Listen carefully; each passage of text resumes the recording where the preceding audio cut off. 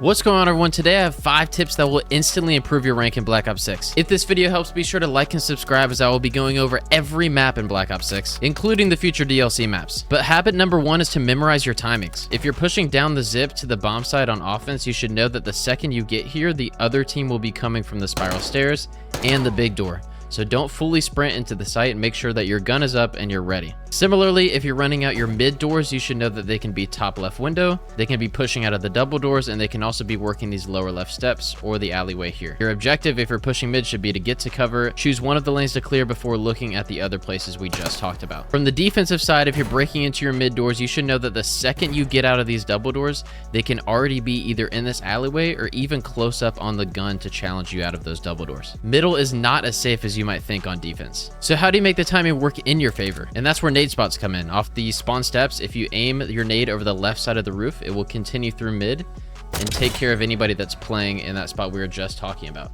You'll see the nade goes up and over the roof and will explode in that mid alleyway, which would give you better timing towards mid, or at least get the other team weak for you to finish the kills.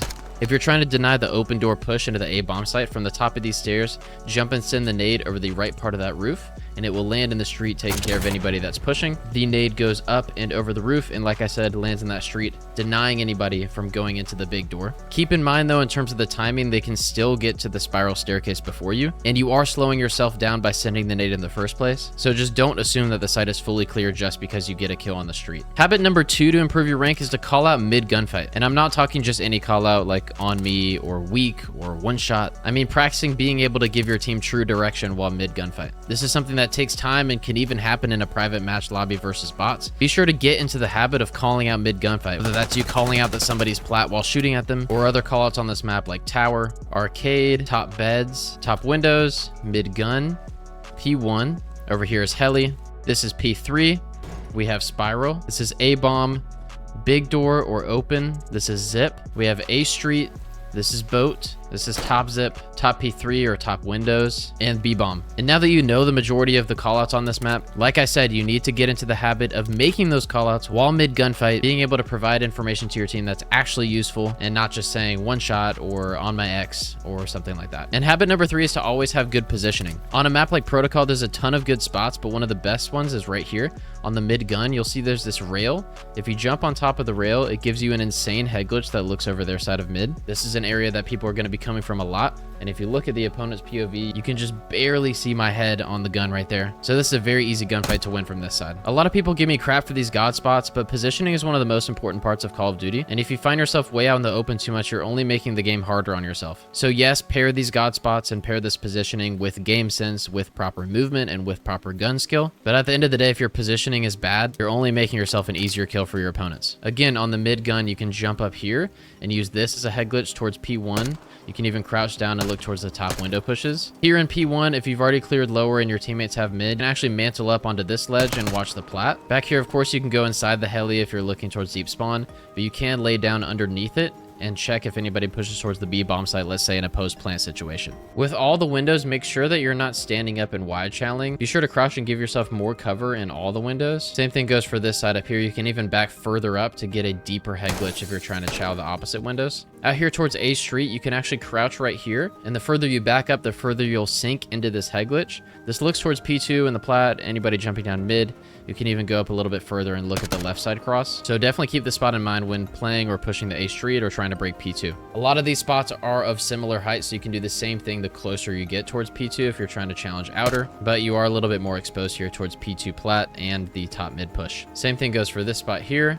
You can crouch and sink down, have the left side of tower, and still the top mid push from up there. And here at the bomb site, you can of course jump on this head glitch that looks over all of big door. It's predictable, but the reason that it's predictable and popular is because it's that good of a head glitch. If you feel like backing up, you can jump on these TVs here, crouch or stand up. That way you can have your left side push as well as the open or big door push. If you're trying to watch the zip, there's a couple of popular corners. This one, there's one here where you can crouch and look over the desk. There's also this one that I didn't realize there was a thing until recently.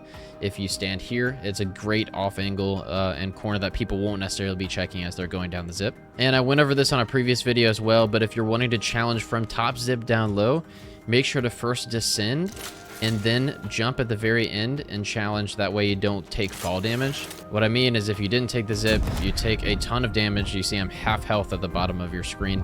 Trying to challenge anybody that's already looking at the zip, you're destined to lose that gunfight.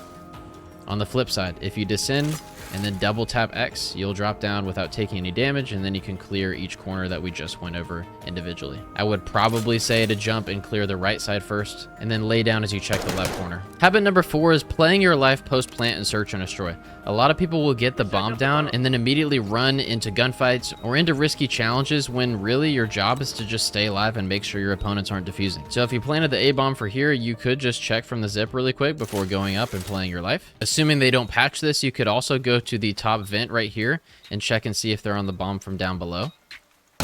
Then you can shoot them off the bomb. Or you definitely can choose to stay in the site, but I would just make sure that you have your gun up and ready, or using your teammates' information to know where your opponents can be coming from, and just make sure that you're not throwing your life away in general, especially when the time is on your opponents. When we're talking about the B bomb site, it's as easy as just playing your life if that's in a more predictable spot like here before going up and checking bomb, or a strat further back like sitting on the ladder and watching the cross to B, in the heli windows, or even under the heli like we were talking about earlier, just to make sure nobody's crossing to B bomb. I've shown this spot before, but if you jump into the tree, you can stay here and watch the bomb site.